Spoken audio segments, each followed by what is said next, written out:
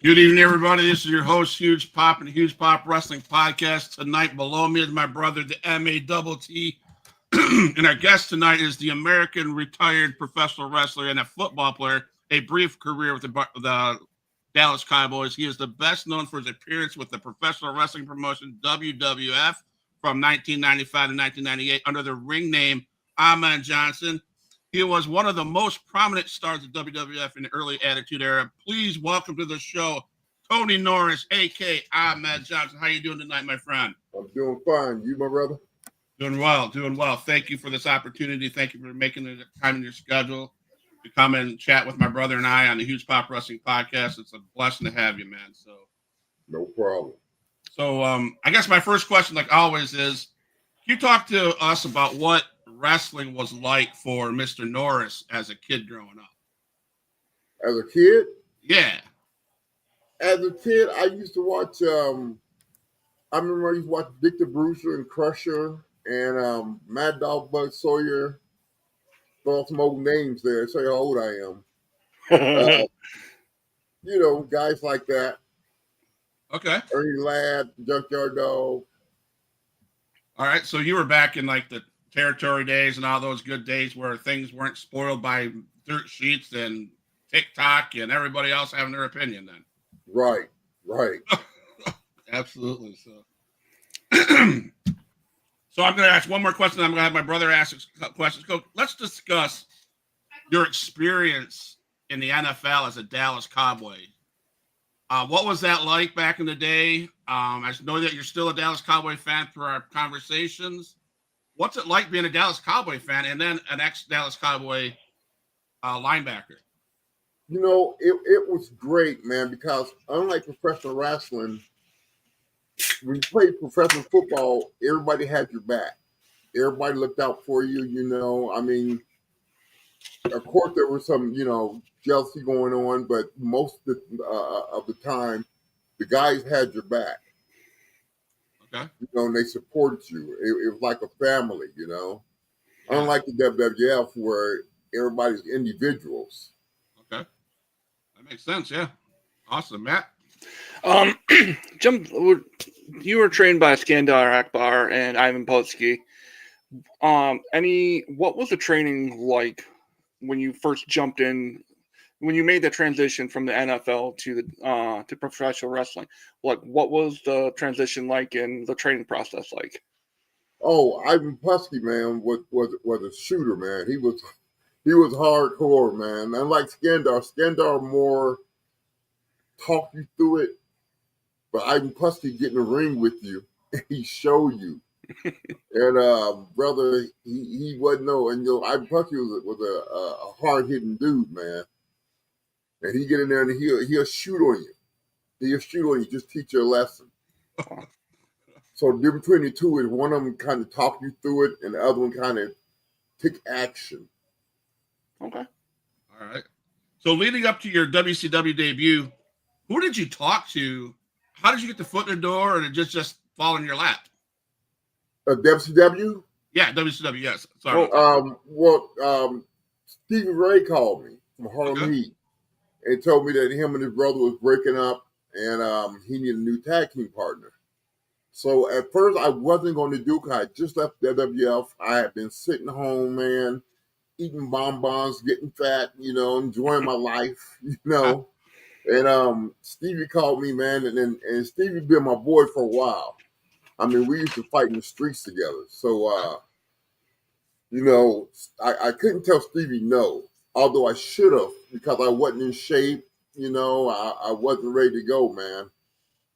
It was the worst experience I've had as far as myself goes, as far as not being in shape, not, being in the ring for a while.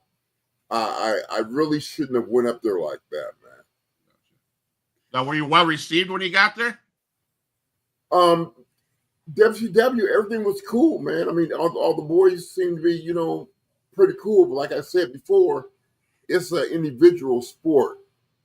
And I didn't expect that when I got to WCW or WWF. I thought it was more of a team sport, but it's not. It's every man for himself. Gotcha. Yeah. Matt? sticking in the WCW. See, I was a WWE guy. My brother was WCW.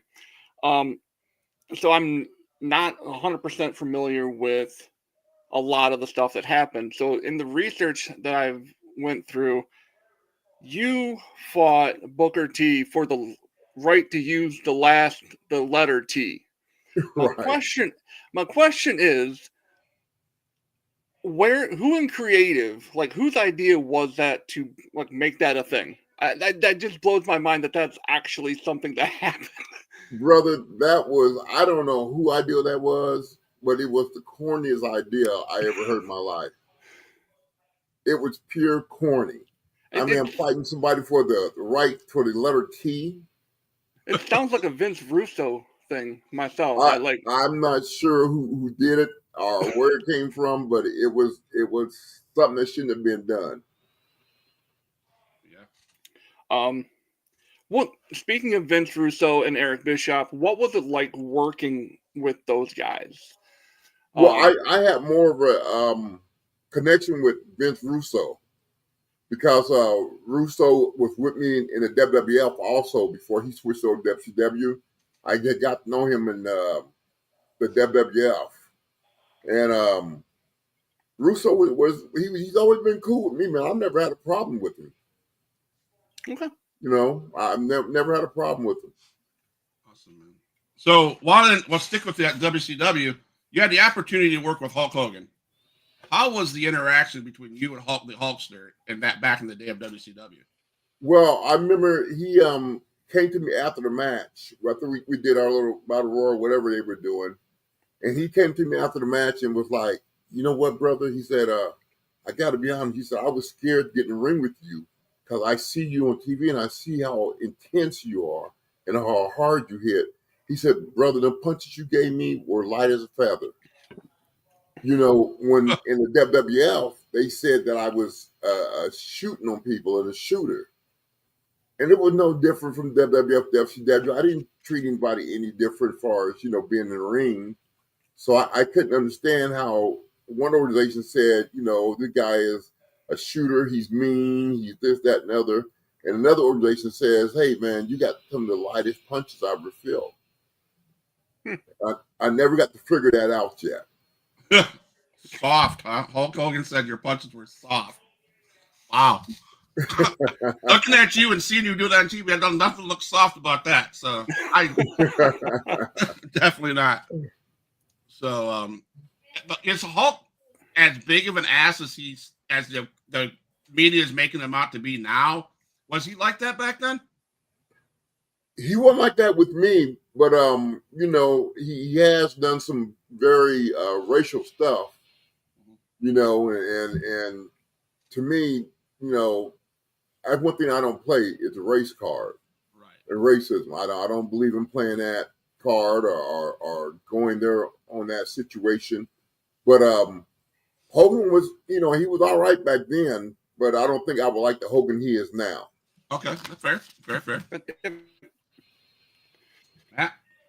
So, going, we'll rewind to your first national TV exposure on Monday Night Raw, and you came out and you slammed Yokozuna. Woo. Whose idea was it for you to go out there and do that? And when they pitched that idea to you, what was your reaction? Well, it was Vince's idea. Okay. And when he pitched that to me, I was like, there's no way in the world I'm going to pick this dude up and slam him. I mean, you might as well put a Volkswagen in the ring and told me to slam it. And Yoko was, back then, the boys were kind of jealous of me because I was getting a push right away. Okay. And so I remember I went to Yoko and I was like, Yoko, Vince want me to come out during your match at the end and slam you. And he looks around and tells me, well, I hope you can pick me up because I'm not jumping for you. Because when you pick somebody to slam them, they give you a little boost with a little jump, Yeah. And brother, he didn't jump at all. That was all me. Damn. And my poor back. Wow. I mean, it was like, he was so big, it was like your hand sunk into his butt like Jello or something, you know. And then you had to slam me, man, and it was all me. That's I awesome. mean, I got fired up and just did it. Wow, That's awesome. that is awesome, man. So are there any big differences between WCW and the way they did things compared to how WWE did things back in the day? Well, WCW, I think the boys ran the show more than WWF. I mean, WWF, you had, Shawn Michaels, who was basically running everything. In WCW, you had, the NWO, who basically ran the show. And the WCW boys, I mean, I never got any complaints from them about being stiff or anything. Where WWF, Shawn Michaels and everybody would cry if, you touched them too hard. Wow. That's crazy. Wow, that's crazy.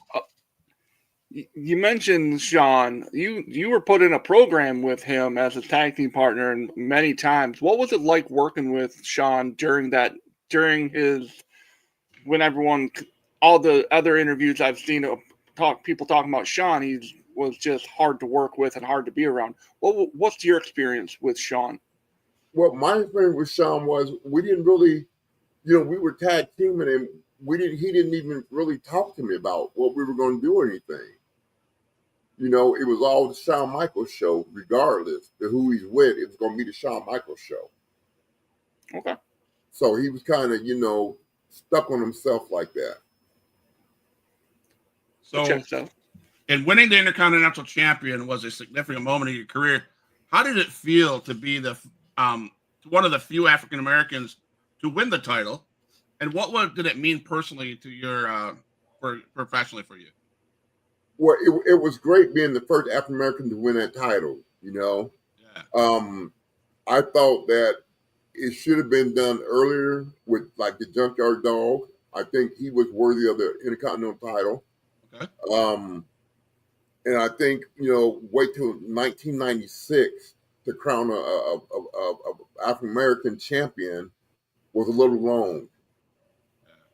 Because there was, Ernie Ladd, and there's a few other people that could have been champions, Absolutely. And I don't know. I don't want to sit here, like I said, and play the race card and say, oh, it was racism or what it was. I don't know what it was, why they didn't have an African American champion. But it was very questionable, you know what I'm saying? 100%. Yeah. Growing up, I watched the Junkyard Dog growing up, and I was the same thing. Why does he not have a title right now? Exactly. Because he was the crowd loved him. The people loved him. He was a hell of a worker. He knew how to get the crowd behind him. Yeah. I mean, he had everything it took to be a champion. 100%. Agreed. 100%. Matt? So after you had won the ISD championship, you had a program with Jeff Jarrett, and the guitar shot that you took. Tell me, like, they were obviously gimmick guitars, correct? Right. But you suffered a concussion at Survivor Series or SummerSlam of '96? Yes. How hard? Was it a legit, did it feel like a shoot or did it feel like a work? Is what I'm really getting at. It felt like a shoot. Wow. It really did, because what I heard was that they used a different kind of panel wood. They had to just switch up to a different kind of panel wood on the guitar. And brother, that was definitely a shoot. Wow. I'm going to bring some people from that are fans of their show and stuff like this. Justin Bundy says, you deserve to be in the Hall of Fame, sir. Thank you. My favorite feud was you and Ron Simmons. So since he asked that question, I'm going to ask you, talk about your feud with Ron Simmons. What was that like? Was it fun to do that? At the beginning, it wasn't. At the beginning, I don't know if you remember when he gave me that kick at that match and ruptured my kidney. Oh, okay. But he gave me a kick, ruptured my kidney, and that was all out of jealousy. Even Ron Simmons had said on the podcast that he was jealous of me Wow. because I was, getting the belt and becoming the first African American champion. And he thought that would go to him. So he came out and gave me a real good kidney shot. And then I took him and during the street fight with the Road Warriors, I took him, slammed him through a table and broke his ribs, and it punctured his lung a little bit. Yeah.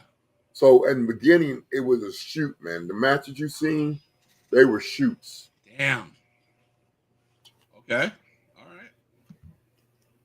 I mean, as a fan, you would that I love that. I love to hear that because see, I'm an independent wrestling guy, and I love I love how they put their bodies out on the line and the shit that they do is crazy. And you watch TV as a kid growing up, and even as an adult, going, okay, that's a work. That's a work. So you're saying some of that stuff that you guys were doing back in the day was strictly shoot? It was strictly shoot, man, between me and him because we didn't get along in the beginning. Wow, that's crazy. And mid toward the end, we start getting along, becoming friends and things like that. But in the beginning, we couldn't stand each other. Wow, that's crazy. That's Yeah. insane. That's insane, man. Holy smokes! Wow, Matt, that is nuts. So, I have another question here. Ahmed has also been doing a lot of positive with his community, a part of wrestling with Project Save the Streets. So we were going to save that till later on, but Ahmed Johnson, can you explain to us what you're doing in the community and what you got going on in your personal life with the community and all the work that you're doing? Yeah, I go and I speak at the battered women's shelter for women who've been beat up and abused, and their kids have been abused. I go and speak there. I go to boys' homes and girls' homes and speak to them, and it's very rewarding, man. It's very rewarding to see some of these kids' faces and know that you gave them hope. Because I growing up, I've been through the same thing. Yeah. And to go out and speak to kids and give them hope and give them a sense of meaning is great, man. 100%, man. So Matt, you got a question?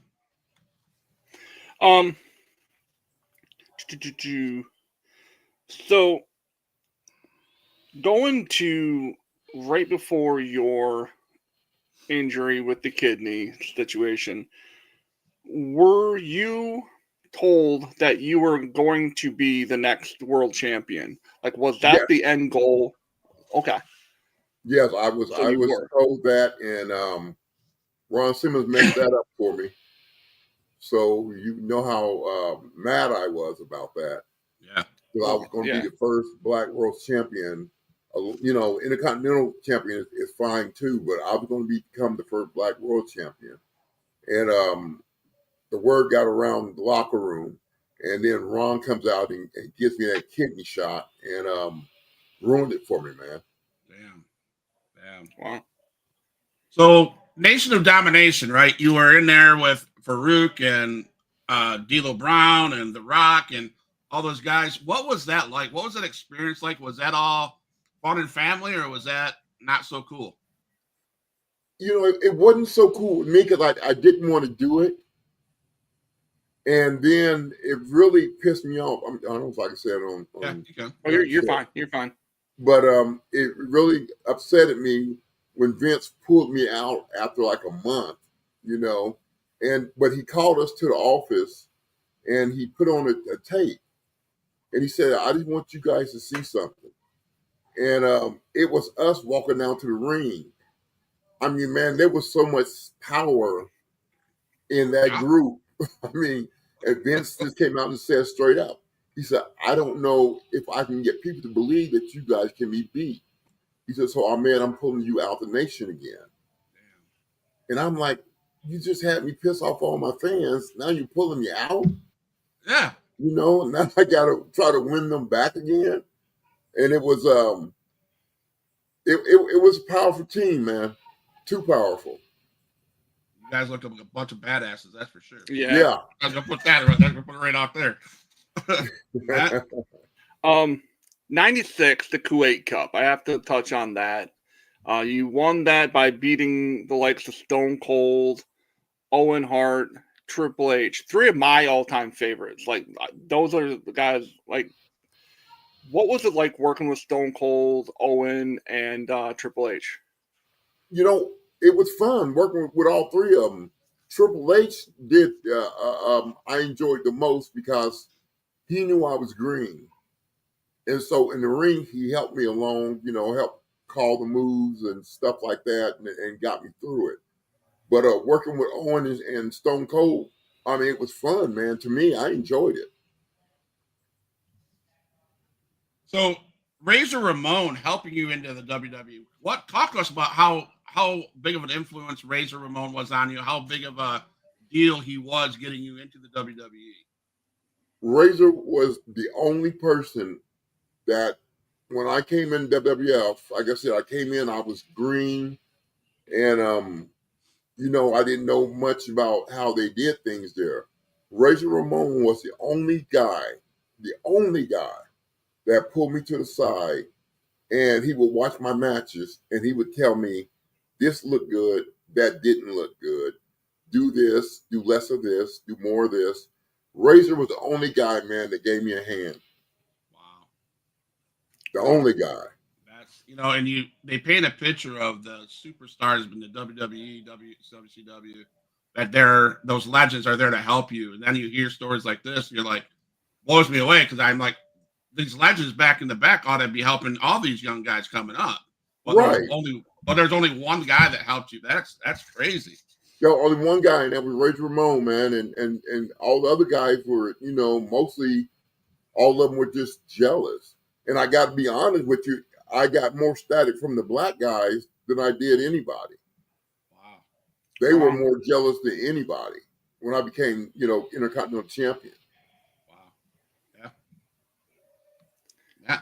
So looking back, WrestleMania 12,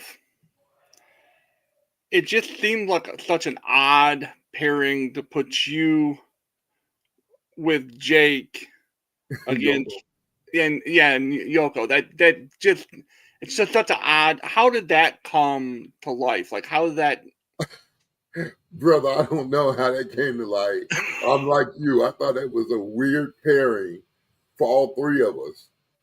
But it's something that Vince wanted to do, and I don't know why. It was so, you know, because it was so weird and it felt so off. You know what I'm saying? Yeah.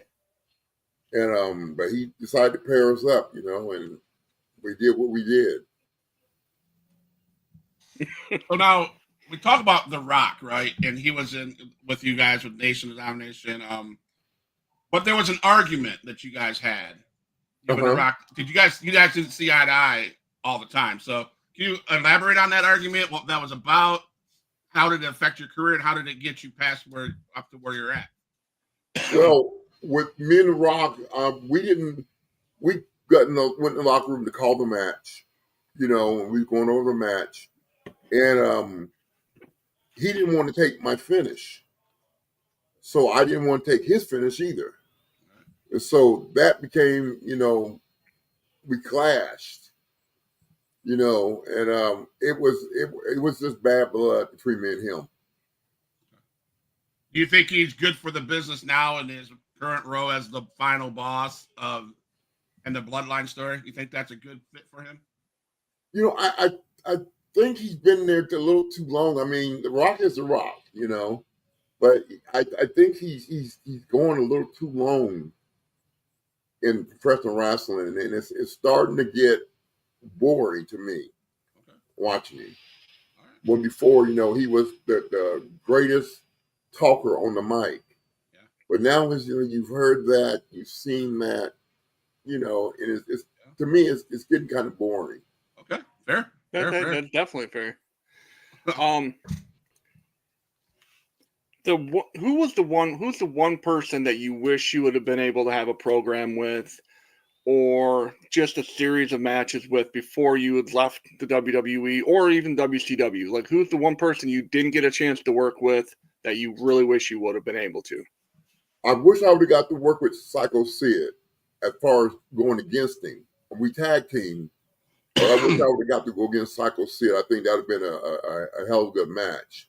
I tell you the wrestler I enjoyed the most working with, because he's a shooter too, is Vader.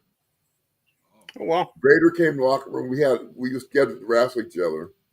And I remember I was in the locker room, and Vader came in the locker room, and he sat down next to me. And he was like, brother, he said, bring it. He said, I'm going to bring it to you. And I thought he was just joking. I'm like, yeah, he's just joking. He's not going to go out there and shoot on me.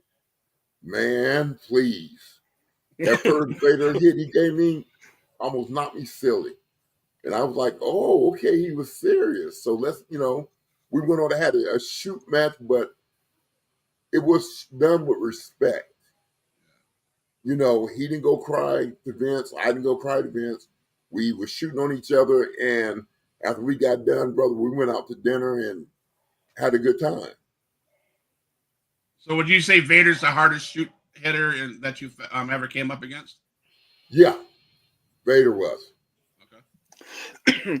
Were shoot matches more commonplace back then, or was it just something that happened every now and then? It was something that happened every now and then.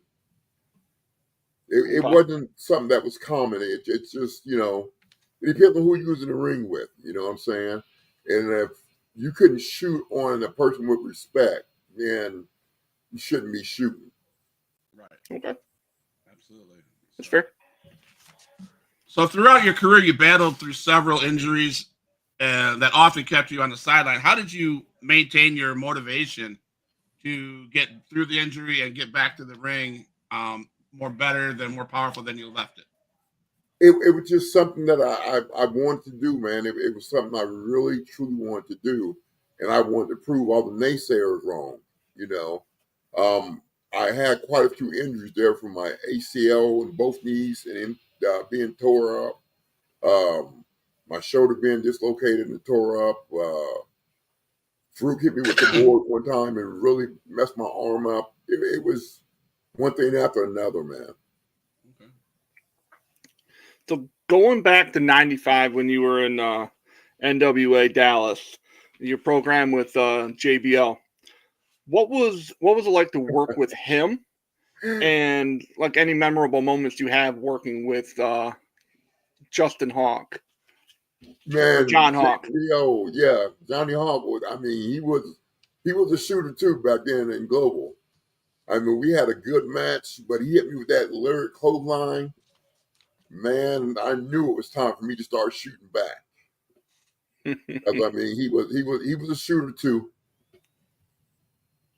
Okay. So Mark Henry's a big dude, just like you, just like probably obviously smaller than Yokozuna. But what was it like to be in a ring with a man that size and having two big men going at each other? What was that like? We only got to go at it one time. Okay. With each other, yeah, we only went at one time, and when we got in there, we popped the crowd. The crowd was popping big time. Right. And I don't know why they didn't put, us in more matches together. Because the crowd really wanted to see it. But it was all right working with him. Okay. Now, is Triple H, was he a good, he's the boss now, was Triple H good to work with? Did you have beef with Triple H? And are you guys okay now? Well, back then, he was a good leader back then.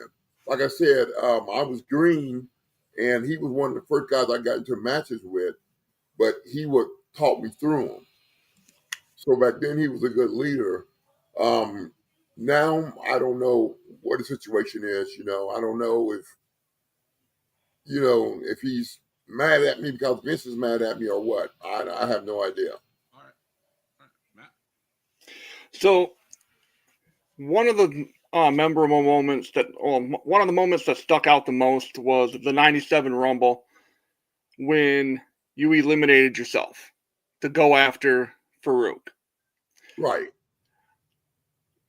Who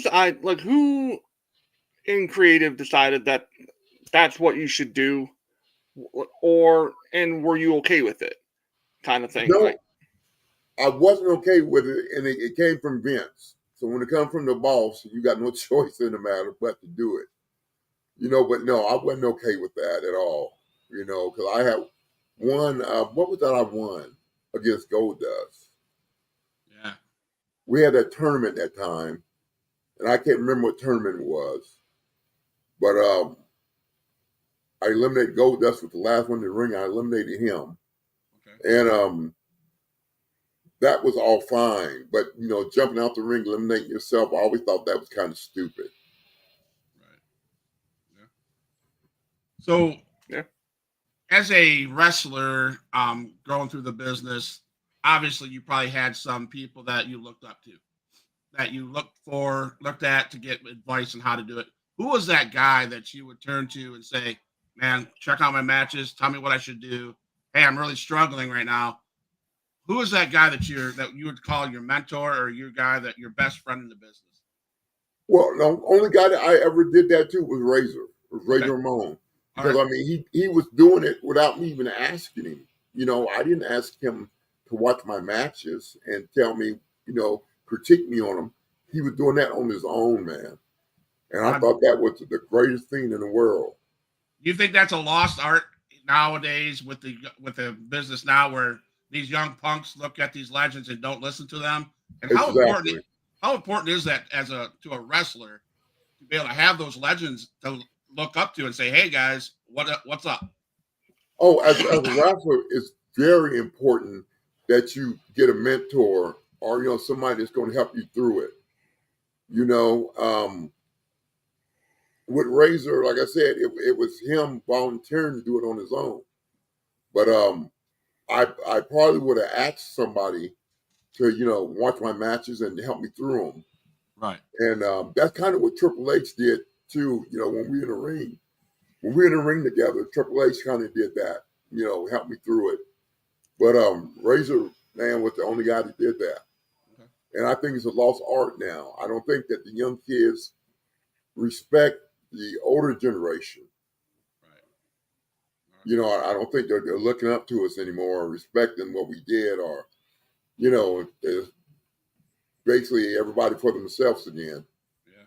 Really. Right. I asked this to everybody that comes on our show. You've been all over the world wrestling. Yes, sir. And what arena is your favorite and why? My favorite was Kuwait, because we had like 130,000 people there. Oh wow! And yeah, and it was they had their like National Guard come out and stop people from coming in because it was just too many people. And they treated me super well over there. Treated me super well, and I was their champion. I was the Kuwaiti people champion. Nice. So, as a wrestler, you got to travel from place to place to place to place, next venue to next venue. Is there any crazy car ride stories that you can share with us?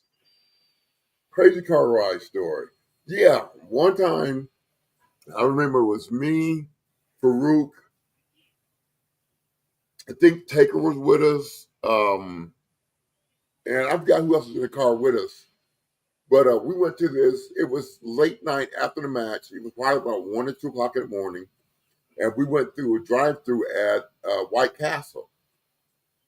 And Farouk wasn't in a good mood, so the young girls who were working there, was taking an order, and then Farouk got mad because they didn't repeat his order right, and he was like, "Bitch, I said I wanted this, that, and this," and I was like, "Ma'am, cancel my order, because if you cuss one of them girls out, they're there at 1, 2 o'clock in the morning, not at the club where they want to be, and they're gonna spit in your food or do something to your food."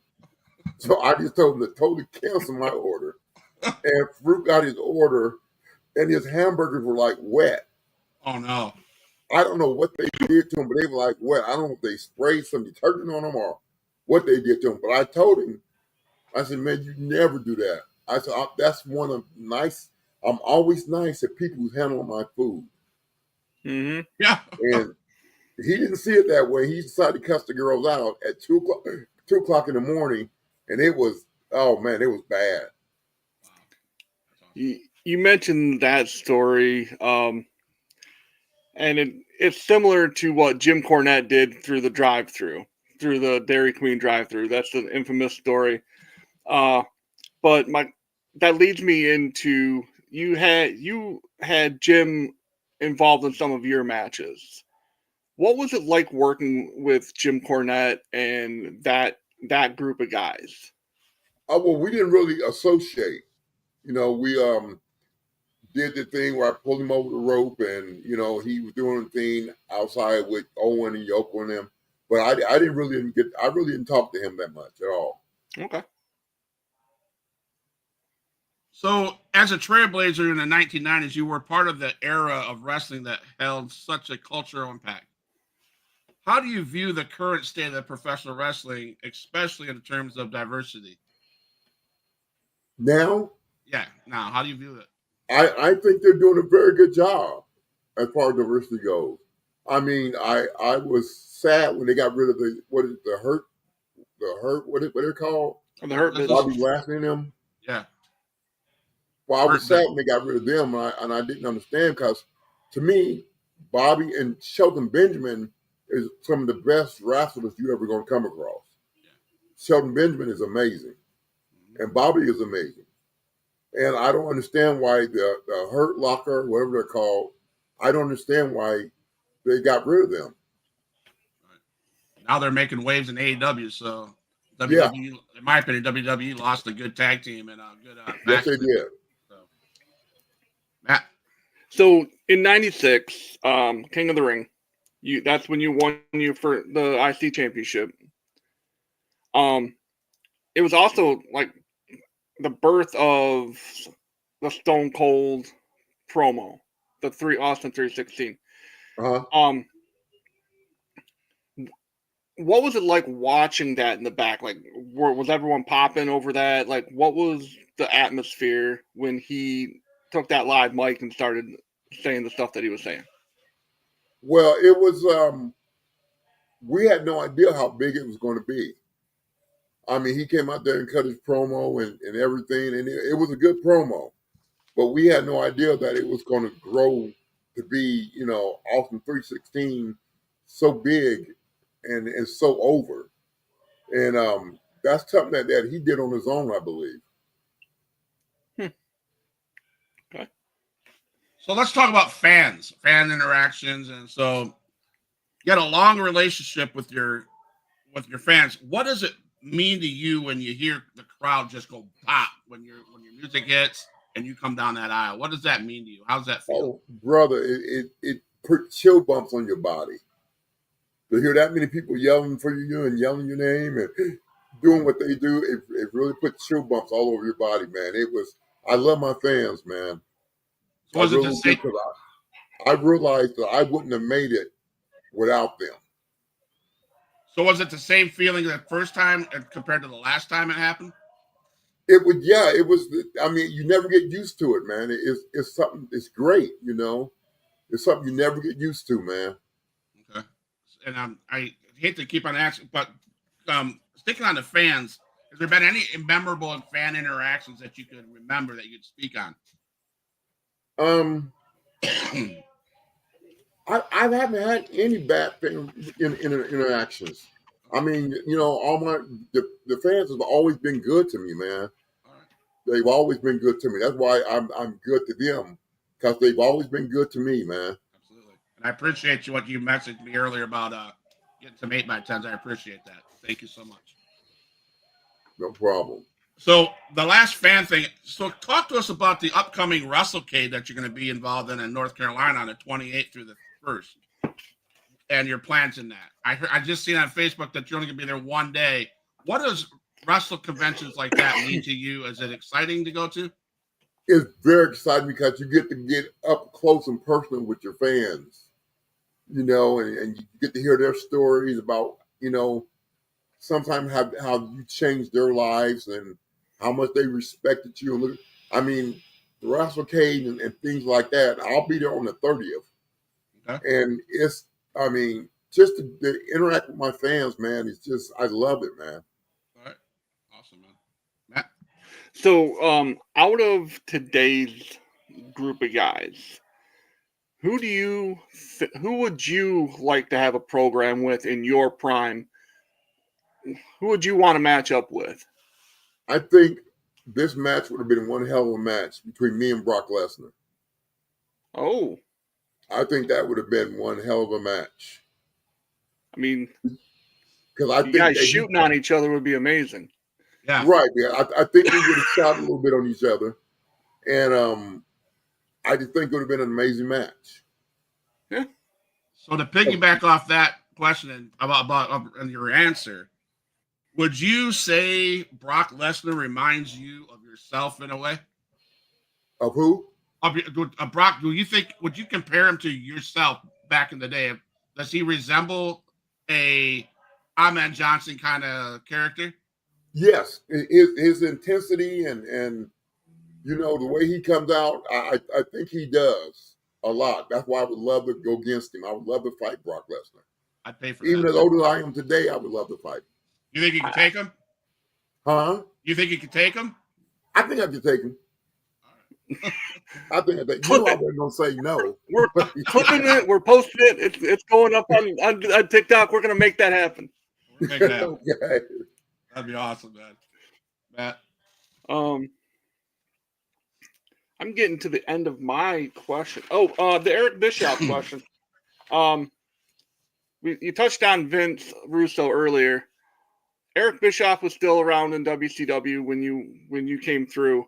What was it like working with Eric, or didn't you have really any interaction with Eric? Well, you know, I really didn't have any action with Eric because, like I said, Eric wasn't running the show. The boys were.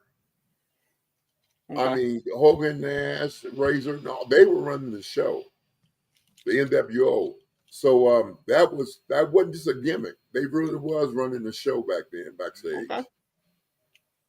Wow, So there was really no need to talk to Eric. Yeah, that was one of my favorite eras. I feel like that era with in WCW, NWO. I felt like that. The moment I seen Hulk Hogan come down on Daytona Beach, drop that leg on Macho Man, boom, there it was, NWO. I was like rejuvenated as a fan. I was like, holy crap, that was intense. That was insane. So, talking about WCW, I have to ask this question. I'm a big fan of Sting. Did you have any interactions with Sting? Did you have any matches or anything like that? No, I talked to Sting a few times. I didn't have any matches with him or anything. But let me tell you what earned my respect with Sting. Sting would be in the corner before the match, reading the Bible. Oh, He wow. wasn't in the locker room getting involved in the mess, you know, in the locker room or anything. He would be in the corner somewhere by himself reading the Bible. And that just touched me to my heart with Sting. Yeah, absolutely, 100%. Wow, I didn't know that. So thank Yeah. you. That's cool. That's cool. So looking back in your career, and is there any advice you would give to a young wrestler that's trying to break into the business, whether it be in the Indies or whether it be in WWE Training Center? Do you have any advice to young people that want to get into the business? Yeah. The advice I would give them, man, is it's so easy to quit on something. Okay. But they need to just keep driving and try to be the best that they can be, you know, and don't give up. Don't give up. 'Cause a lot of guys get there and they get independence and they go, we're never going to make it to the WWF or, you know, AEW or anything like that. And you never know when your ticket's going to be called. Okay. So go ahead, Matt. Sorry. Talking about the developmental stuff and the whole process, what is your opinion on what they're doing now with the WWID program?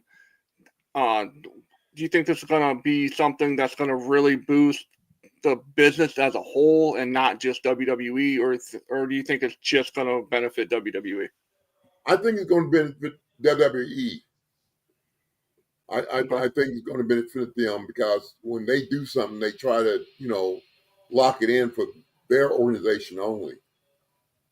But so I think it's going to benefit them more than anybody. Okay. That's awesome. Fair. So you, as a man in the business, you maintained your own individuality. You were Ahmed Johnson. You were you. You didn't change your bit. You fought. You did whatever. You became just who you were. How Yes, sir. important is it for individuals coming into business to maintain that same man's mindset, to be the individual, not to fall in the trap of trying to be something they're not? Well, that's a good question. And it's very important that when you get your ID, you stick to that ID. You stick to who you are. Don't go in there trying to be Shawn Michaels or trying to be The Rock. I've seen young kids make that mistake before, and they try to rehearse lines that The Rock said, and they try to do their own little spin to it. No, go in there and be you, because that's what they're looking for. They're looking for individuals who are different. They don't want, they've had a Rock, they've had a Shawn Michaels, they had Ahmed Johnson. Go in there and be you, and don't try to be anybody else. Awesome. Yeah.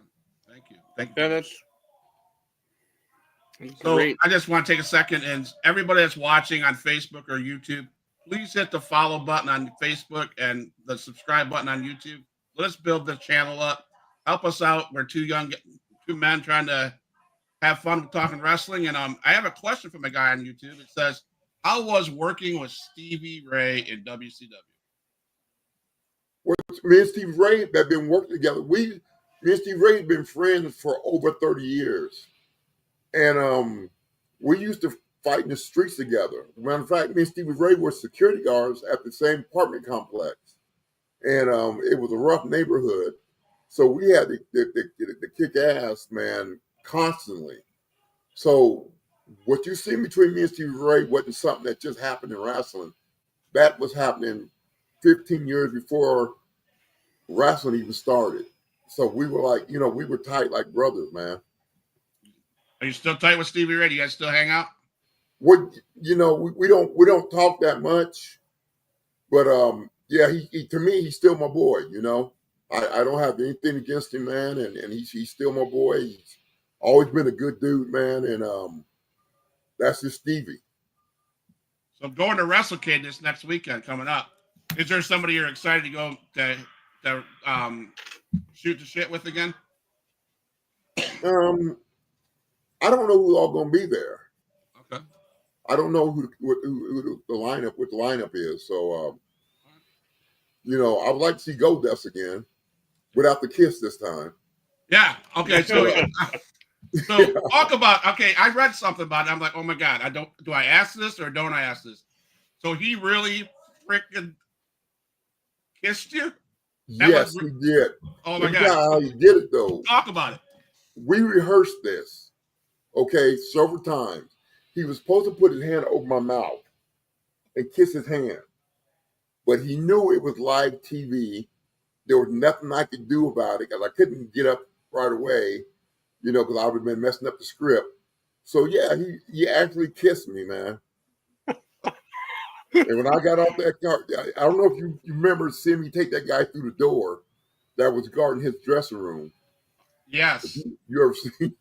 Well, bro, there was some intensity behind that. Did you go up and shoot fight his ass and kick his ass for doing that? I couldn't find him. He left. As soon as he did it, he had his bag at the door. He left right away. Now, to me, that just feels like that. To me, that just feels like a massive rib, right? That's one of my favorite things to talk about and ask you guys. Outside of that one, what's a rib that immediately, if you're allowed, if you want to talk about it, the most memorable rib that you've either been part of or had done to you? Owen and Davey. Okay, they were the clowns of the Federation. Okay, one time, I'll tell you two stories real quick. One time, I was meeting my fiance's parents. Okay, I had never met them before. And I was telling Owen and Davey how, after the match, I was going to meet them. We had them up in the press box. I was going to go up there and meet them after the match. So while I'm in the ring wrestling, Owen and Davey are in my suitcase busting stink bombs. I don't know if you ever smell a stink bomb, but it's the worst smell in the world. No. And they put it on my clothes. So when I got done, I went to my suitcase and I'm smelling like dog shit. I'm like, what is this smell? And then come to find out, on the day had bust stink bums in there. So I wanted to get dressed before I met her parents. I didn't want to go in there in my red underwear that I wore in the ring, but I had no choice. So I went and met her parents all sweaty and in my red underwear, and Owen and Davey did it. And then they pulled another rib on me during WrestleMania. Somebody called my room, and I thought it was Jay Leno's show. And we were doing a lot of shows back then. And they were asking me all these questions, your age, how long you've been wrestling, blase, this, that, and the other. And I'm sitting there answering it, and they were like, okay, well, we'll have the limo pick you up tomorrow at 8 o'clock. So I went out to the store, man, and brought me a new suit, a new watch. I mean, I was decked out, man. And come to find out, I'm standing outside waiting for the limo to come. I'm sweating because it's hot out there in California. And I'm waiting for the limo to come. And then Owen and Davey walks out. And they're like, what you all dressed up for? I said, I got a appearance on Jay Leno tonight. And they were like, oh, man, that's bullshit. You got Jay Leno. We never got Jay Leno. We've been here a lot longer than you. We've been here almost 20 years and this, that, and other. And then Owen said, what time is your limo supposed to be here? At 8, right? And I said, yeah, it's going to be here at 8 o'clock. And I stopped and said, wait a minute. How did you know what time our limo was coming? And brother, they just fell to the ground laughing. They just fell to the ground. I was like, you dirty SOBs. You mean I was spending all this money on new suit, right, and everything. Oh my God, that's awesome. For y'all. How much is that? They got me good on that one, man. How much is that ticket? How much is that suit that you bought? Oh man, you're talking about $200 for just the suit alone, not counting the watch and the new shoes and the bracelet, the chain I brought. Yeah. So, our fan from the YouTube channel, how was tagging with the Road Warriors? What was that like? Tagging with the Road Warriors was great. With me and Hawk, me and Animal didn't get along too well because I think he was jealous of that I was. Me and Hawk was doing some independent shows with each other, and he didn't invite Animal. He took me instead of Animal to do some, tag team on some independents, and I think that rubbed Animal the wrong way. So me and Animal didn't, mince words with each other too much. Well, Hawk was great, man. He was great. Awesome, man. So, does Ahmed Johnson wrestle in indies? Do you do anything like that nowadays? No, I didn't do meet and greets, man. I'm too old now, man. I'm too long in the tooth now. I didn't do meet and greets. But the right match came along, I would get back in the ring. Okay. All right. I don't know if I want to ask this question. I'll ask it then. Okay. So, of course, back in the day when TikTok started, we have all this stuff, They come up with the Wrestle Talk, and nowadays Wrestle Talk's died off. But there's been one question, and because you were part of WCW, I think you should know who this is. So, I'm going to ask the question: who is the greatest WCW champion to ever live? Who is the greatest champion ever lived? I'll tell you two of my favorite wrestlers in WCW ever lived. And this one guy is not going to be too popular when I say his name. But to me, Chris Benoit and Dean Malenko were the best workers in the business, period. Now, period. the reason we asked that question is, and mind you, there's a reason why I didn't want to ask you specifically this question, because it is kind of a rib in and of itself. We always joke that it's David Arquette is the greatest WCW champion of all time. Okay. And the main reason is because when he came in, he as a celebrity, he didn't take any of the money that WCW gave him. He took the money that he was paid for WCW and he put it into a charity. He didn't, and that was one of the reasons why we joke on social media that it was David Arquette. Right. I never knew he did that. Yeah. But respectfully, I love your answer. Respectfully, I do agree with you. Chris Benoit and Dean Malenko, those two guys, great masters, workers, man. Yeah, great workers. I mean, Dean was arguably the greatest technical wrestler of that generation. Yes, I agree. Back in the days, though, my favorite wrestler back in the days was Nikita Koloff. Yes. Yep. I used to love Nikita Koloff, man. Yeah. And he to me back in the days, he was my boy back in the days. Absolutely. Now, go ahead, in 42 seconds, you beat Buddy Landell. What was that like? It was just a quick, easy match, man. It was quick and easy. I think Buddy was a little scared. I think he was a little scared. I would be too. In the ring with yeah, I wouldn't disagree with him. I mean, if I get to the ring and they tell me I got to face Ahmed Johnson, I'll be saying nope. I mean, no, dude. I even watch your Facebook and some of the promos you're cut with about what you're doing. You're still a big dude. Yep, still intense, man. I don't know. Everything I do, I can bring the intensity into it. I don't know why. Even your voice messages on there, like, I'm like, oh shit, here we go. But no, but I will say this. I said to my wife when you called me, I'm not nervous anymore because you're a genuine individual that just loves the sport of wrestling, that just loves life. Then you talk about charity work that you do and everything else. And man, it's been a blessing to have you on the show for sure. I've had a great time with you being on the show. I'm sure my brothers had a great time too. We live for this. We love the professional wrestling. We love talking to legends like yourself. I have one last question with you. Okay. My biggest struggle with guys that like Ric Flair, he did his last match. I struggled with that watching him. I'll even go with Mike Tyson fighting on set last Friday night. Is it hard to watch your friends like that wrestle when they should never have done it? What do you go through? What's in your mind? Like, hey, that's my buddy, man. And because I'll be honest, that Ric Flair, he did not look good in that final match. I feel sorry for him, man. But, some of them do it because they didn't invest their money. They didn't put their money away properly.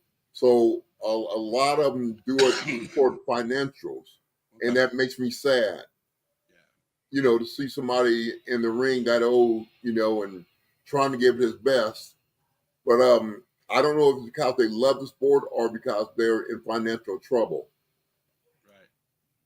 So it doesn't sit well with me. Okay. Matt, you have any last question? I got one more question. All right. What in this era of wrestling, we have all the social medias, we have just so many people and their opinions about wrestling. And what's the one thing that you would tell fans right now to either? Would you tell them to just enjoy the product? Because there's a lot of just negativity surrounding and in the community. what's the message that you would want to deliver to the fans as a whole? Well, I would want to tell them, like you said, just sit back and try to enjoy the product. I mean, it's not like it was an Attitude Era where, we went at it for real sometime. Just sit back and try to enjoy what they're doing. I mean, the guys out there, they're working, hard, and they got it made. They got it a lot better than we had it. Going from town to town, town to town. They don't have to do it anymore. Everything's a plane ride, And I'll just tell them to, just try to enjoy it. Okay. So we'll close it with. My closing questions are from my foster kids. They ask me at the dinner table all the time, "What are you doing, Mr. Scott?" I said, "Well, I'm going to interview such and such," and they said, "Can we ask them questions?" I said, "Well, don't make them stupid questions, but yeah, go ahead." So, question is, what's your favorite food? My favorite food? I'm a mashed potatoes guy. Okay. I love mashed potatoes, man. Okay. You eat pizza? Yeah, I eat pizza. Would you put pineapple on your pizza? I love pineapple on pizza. Oh, okay. No. That's a bummer.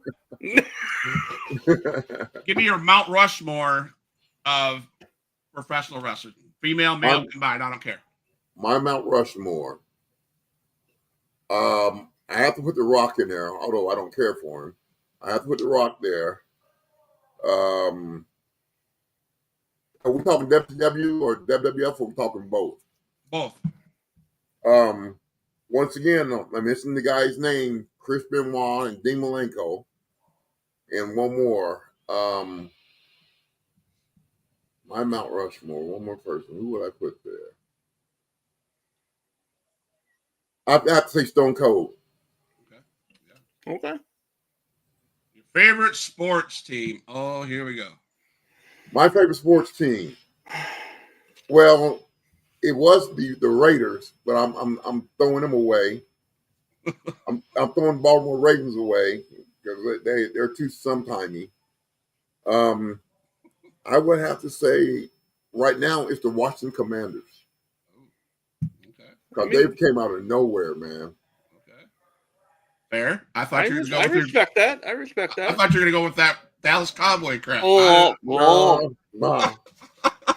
Oh no. Definitely didn't say that right now. I mean, I'm pretty sure. I mean, I gotta rock with my Lions. You got to what now? I gotta rock with my Lions. The boys are playing crazy good football this year. Yeah. So one last question from the fans in the chat box. I don't want to leave them out. We've already talked about this a little bit. What was it like working with Razor Ramon? You mentioned that he was your best friend in the business, so on and so forth. What was it like working with him? Just give this guy Working with Razor was like being in school again. I mean, it was like being in school all over again. Because I mean, he wanted it done his way. His way was the right way. So I mean, if you didn't have respect for him, then he can make it hard on you. But I respected him and I enjoyed him big time, man. Awesome. So, man, I appreciate your time. Thank you for your time, and we really appreciate that you and having this opportunity. I'm sure my brother feels the same way. No problem. If you wouldn't mind, could you tell the fans where they can meet, you're going to be for meet and greets, and how they can get a hold of you on social media if they can. If you don't like that, then that's cool. Just close the show with talk to us about what's next for Ahmed Johnson.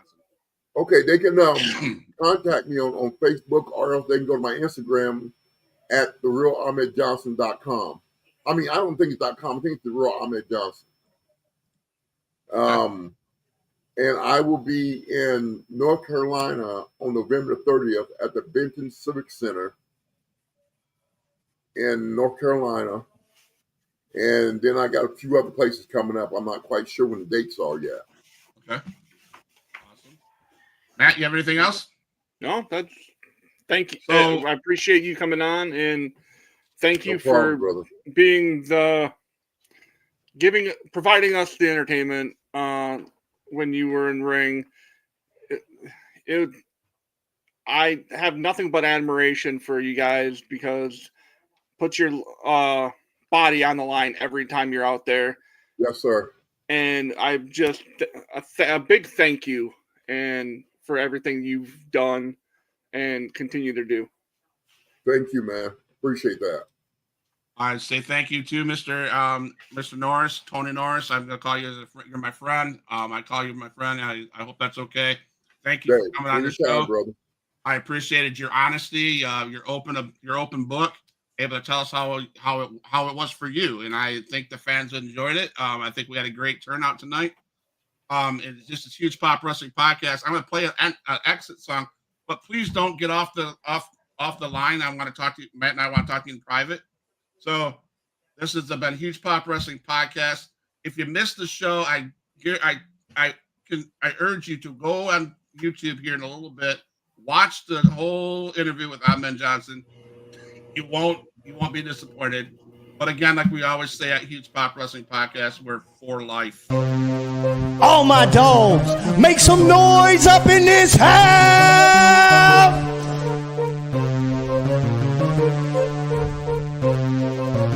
Who is in the house? Who is in the house? It's the gangster of destruction, so you know what's going down. And when the drive-by's coming, then you better hit the grind, cause when your body hits the canvas, then your ass is knocked out.